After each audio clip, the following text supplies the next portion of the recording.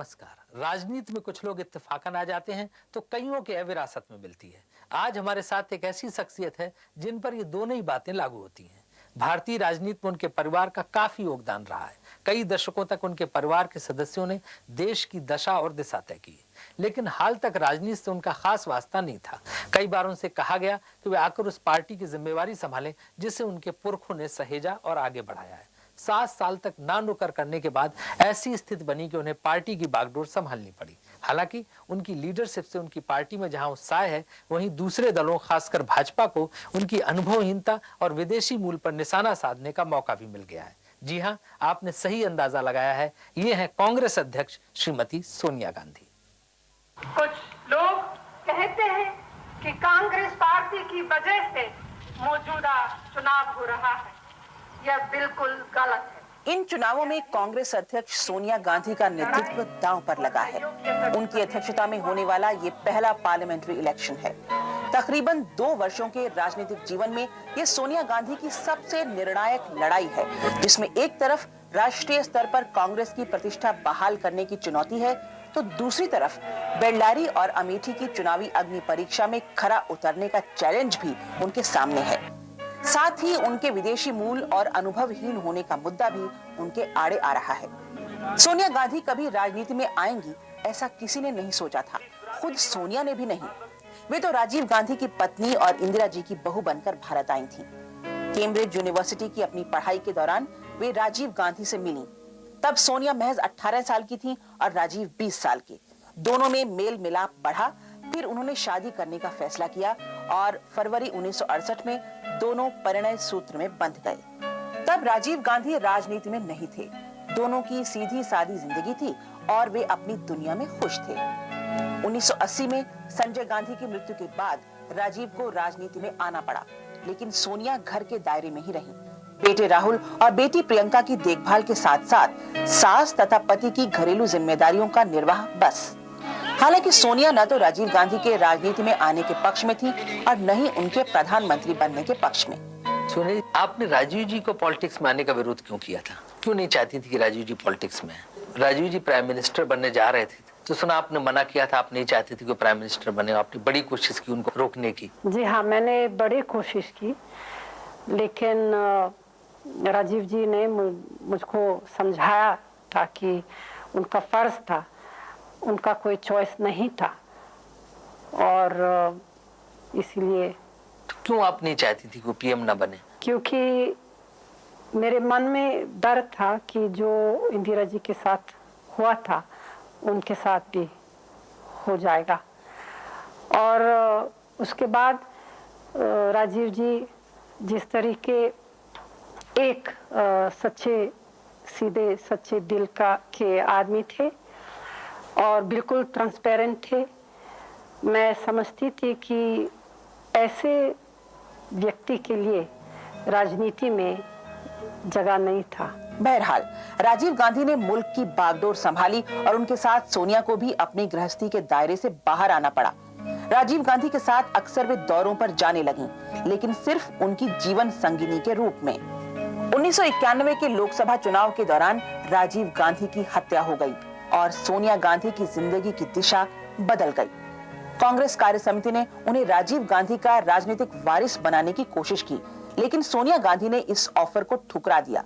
लगभग 7 साल तक उन्होंने अपने आप को सक्रिय राजनीति से अलग रखा। हालांकि पार्टी की बागडोर संभालने के लिए उनका मान मनोबल होता रहा।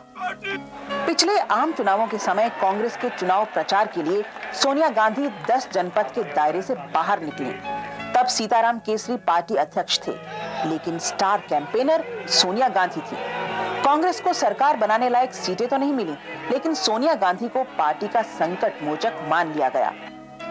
फिर सोनिया के वफादारों की टोली ने ऐसा समा बांधा कि 14 मार्च 1998 को सीताराम केसरी को बेआबरू होकर एआईसीसी से जाना पड़ा। आनन फानन में कांग्रेस अध्यक्ष के रूप में सोनिया गांधी की ताजपोशी कर दी गई।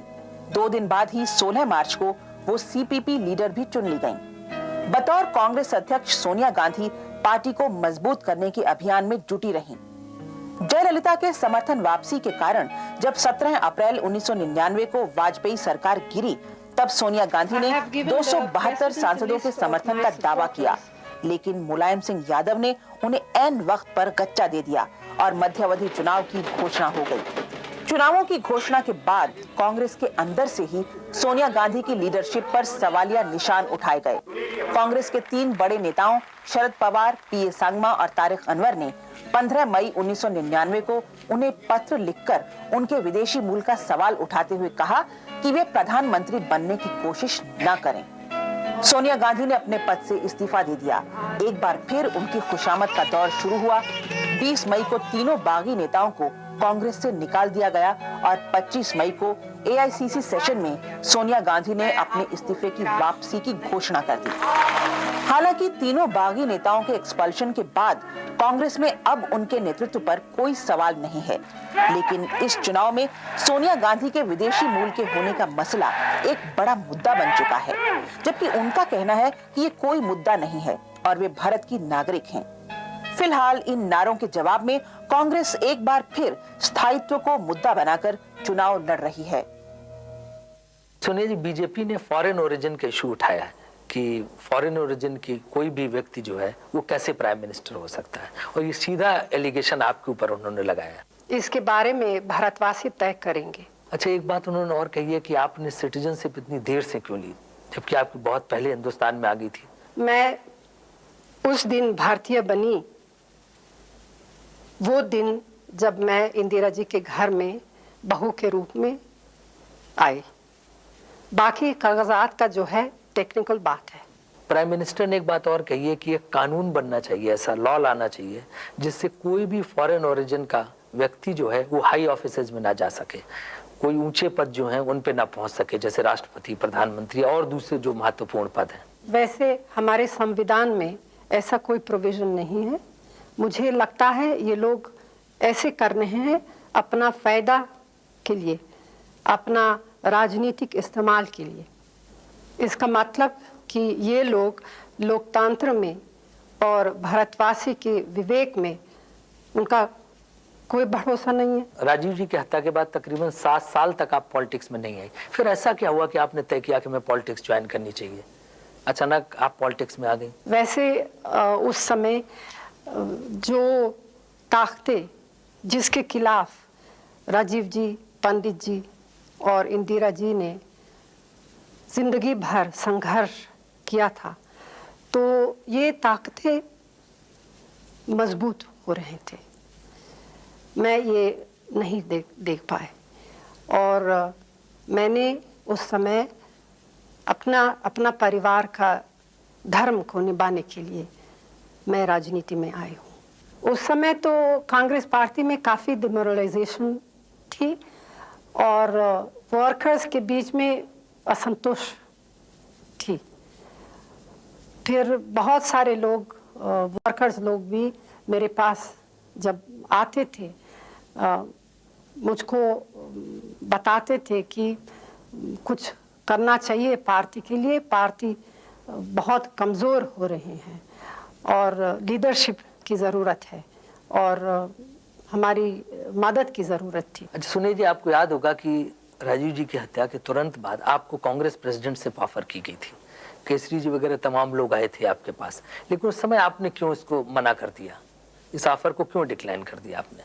मैंने इस ऑफर को डिक्लाइन किया था क्योंकि राजीव जी मेरे लिए सब कुछ थे और इस समय मैं किसी चीज़ के बारे में नहीं सोच सकती थी। वैसे राजनीति में आने के लिए मेरे दिलचस्पी कभी नहीं थी। ये तो सिर्फ कांग्रेस की मदद करने के लिए आप पॉलिटिक्स में आई, और कोई वजह नहीं थी? मैं समझती हूँ अगर कांग्रेस मजबूत नहीं है तो देश मजबूत नहीं रहेगी। कांग्रेस प्रेसिडेंट सोनिया गांधी से कुछ और सवाल, कुछ और जवाब, लेकिन थोड़े इंतजार के बाद।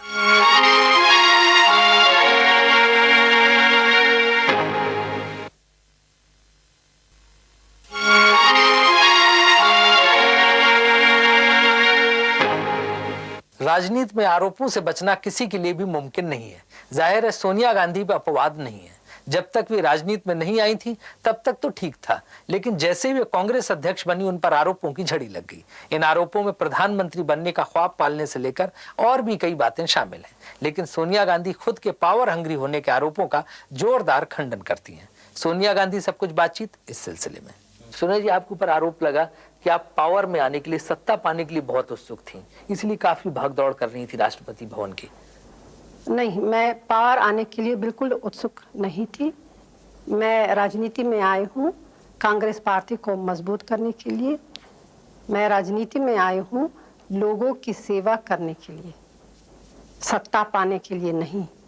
और अगर ये बात थी तो मैं 8 साल पहले प्रधानमंत्री बन सकती थी। आपको मतलब राजीव जी की हत्या के बाद जब नरसिंह राव बने तब आप प्राइम मिनिस्टर बन सकती थी? जी हाँ। लेकिन आपने जिस तरह से वहाँ कहा राष्ट्रपति भवन में और एक फिगर दी और जिस तरह से आपने उत्सुकता दिखाई, इससे लोगों के मन में गया कि शायद आप पावर पाने के लिए काफी कीन है। नहीं, ये तो गलतफहमी है। मैं पावर हंग्री नहीं हूँ। लेकिन कांग्रेस को तो पावर में लाना चाहती हैं आप? जरूर, जी हाँ। लेकिन आप तालकटोरा स्टेडियम में जब ये सम्मेलन हुआ था एआईसीसी का, उसमें आपने कहा कि प्राइम मिनिस्टर का फैसला कांग्रेस के एमपीज करेंगे, तो इसके पीछे क्या मकसद था? ये हमेशा कांग्रेस का परंपरा रहा।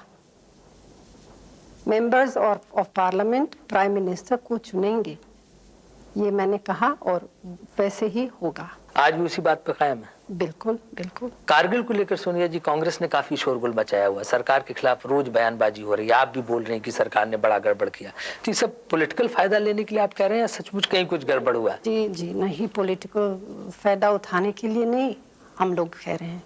ये तो फैक्ट है, सबके सामने फैक्ट है कि उन्होंने इतना मैसअप किया कारगिल का मामला। अब रिपोर्ट्स के मुताबिक, शायद आपने देखा होगा, वहाँ तो सारे चिट्ठियाँ लोगों के सामने पेश किया जहाँ लिखा है कि सरकार को सितंबर 1998 में ये सारा मामला, सारी चीज़ें के बारे में सरकार को जानकारी दी। वहाँ घुसपैठी 98 में आने शुरू लगे थे और सरकार इसके बारे में क्या किया? इतना समय के लिए, इतना समय में उन्होंने क्या किया? कुछ नहीं किया। लेकिन डिफेंस मिनिस्टर का कहना है कि उनको ऐसी कोई चिट्ठियां नहीं मिली थी, कोई प्री वार्निंग नहीं मिली थी। डिफेंस मिनिस्टर ने ये भी कहा था कि पाकिस्तानी प्रधानमंत्री को इसके बारे में, घुसपैठियों और उनके फौज के बारे में कुछ नहीं मालूम था।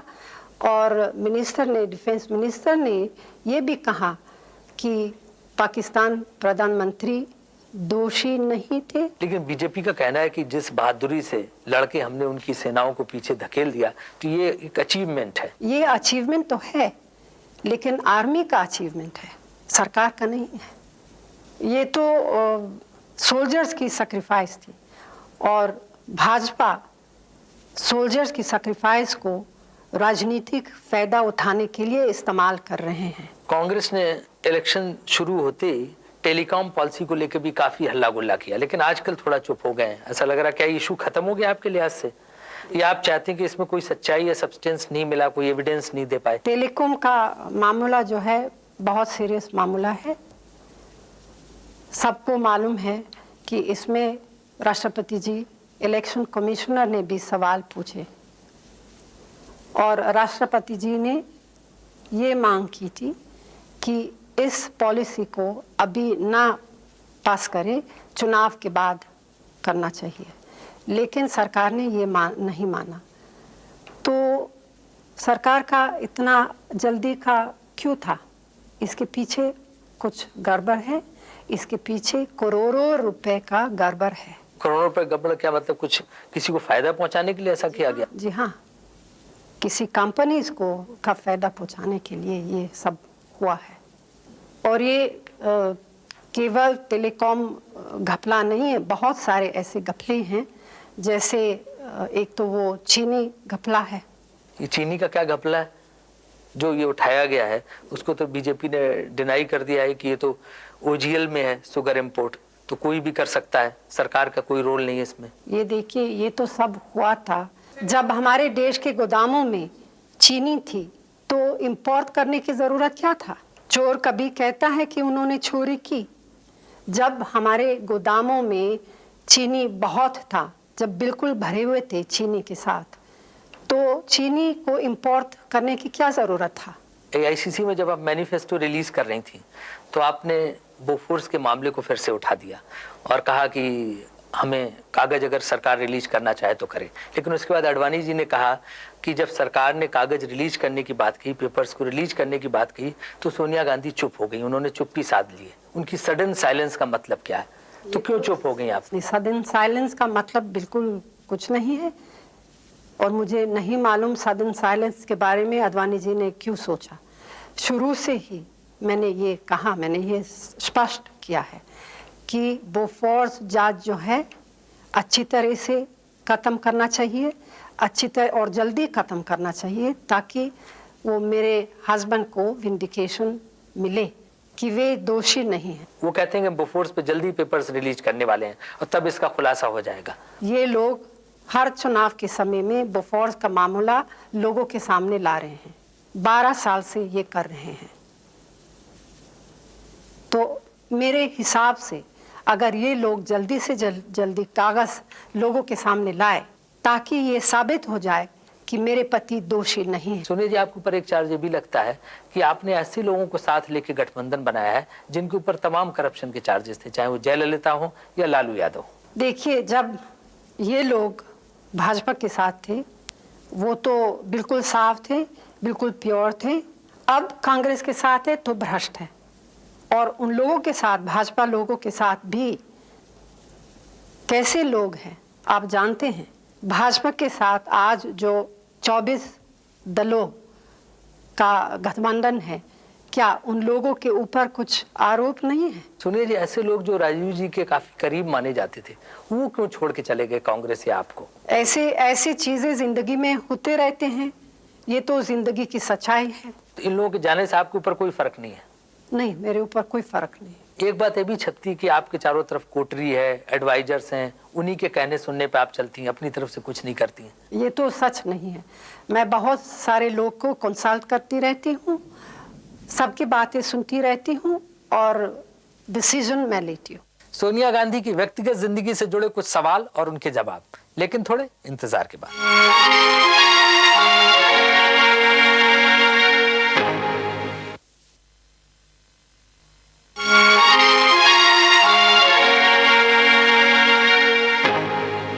कांग्रेस प्रेसिडेंट के रूप में सोनिया गांधी आम सभाओं में जाती हैं, जनता से मिलती हैं, तमाम राजनीतिक गतिविधियों में उनकी व्यस्तता होती है। उनका यह चेहरा सब जानते हैं, लेकिन सबसे दूर 10 जनपद के अंदर उनका एक चेहरा और भी है।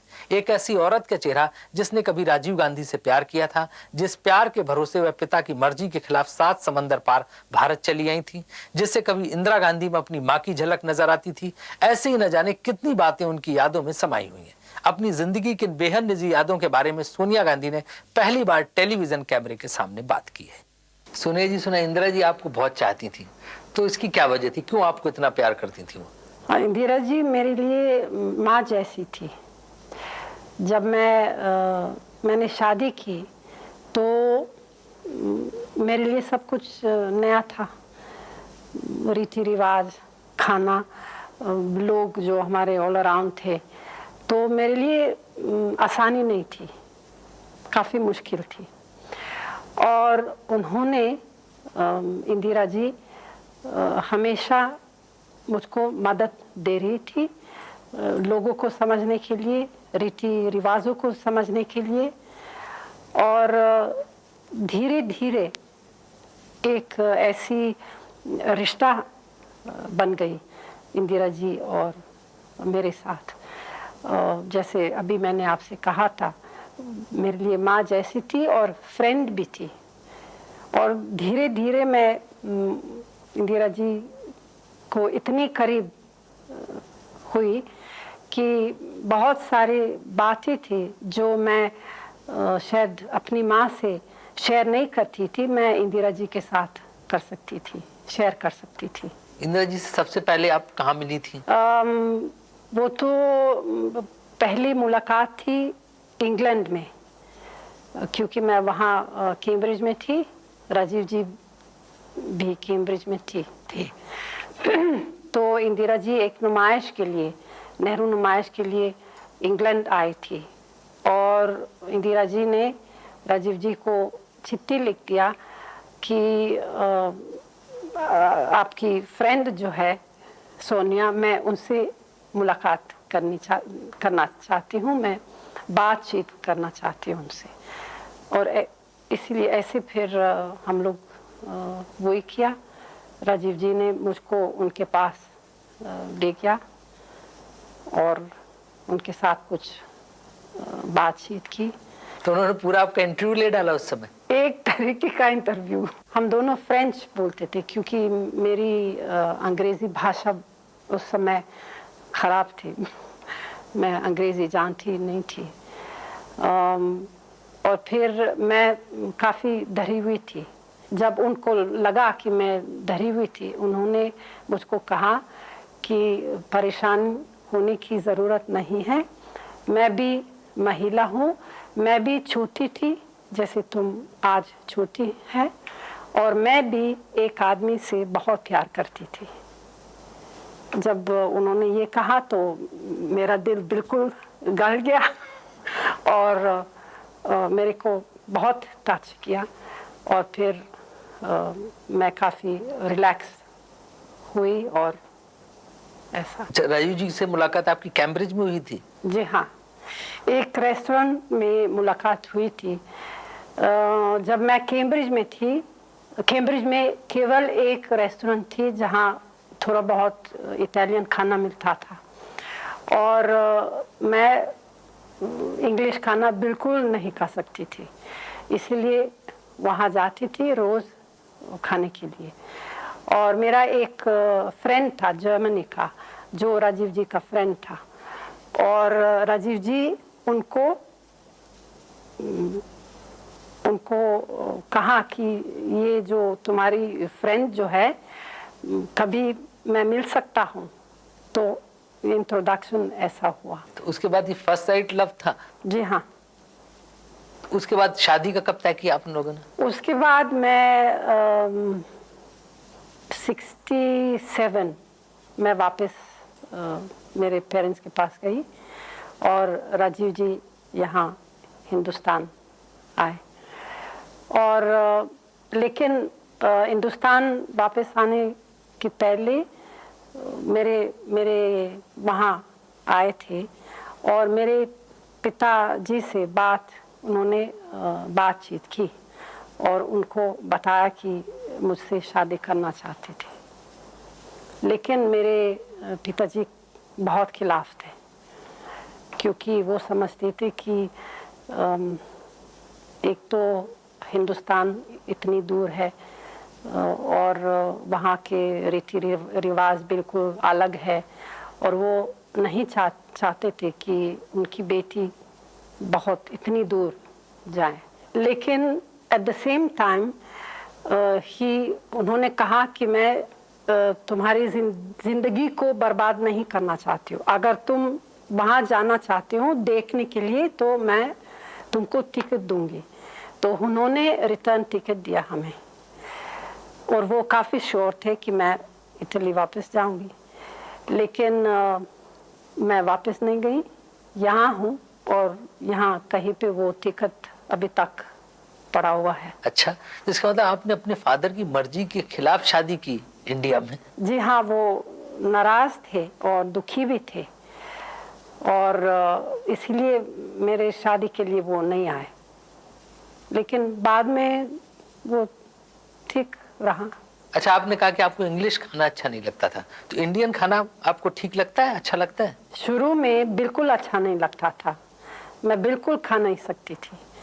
लेकिन अभी मैं बगैर इंडियन खाना नहीं रह सकती। इंडियन खाने में क्या क्या खाती हैं, आपको क्या पसंद है? बहुत से चीज़ें अच्छे लगते हैं इंडियन खाने, लेकिन मेरी आदत ये है कि रोज़ लंच के समय मैं देसी खाना खाती हूँ अरहर की दाल और चावल के साथ। और जब भी मैं बाहर जाती हूँ, जैसे कि कभी विलायत भी जाती हूँ, जब वापस आती हूँ सबसे पहले मुझको चावल और अरहर की दाल मिलनी चाहिए, खानी चाहिए। अभी हमने बात की कांग्रेस अध्यक्ष श्रीमती सोनिया गांधी से। हिंदी में उनका यह इंटरव्यू आपको जरूर पसंद आया होगा। रूबरू में अब अगले हफ्ते हम आपसे फिर मिलेंगे किसी नई शख्सियत के साथ। तब तक के लिए मैं राजीव शुक्ला आपसे विदा चाहता हूँ। नमस्कार।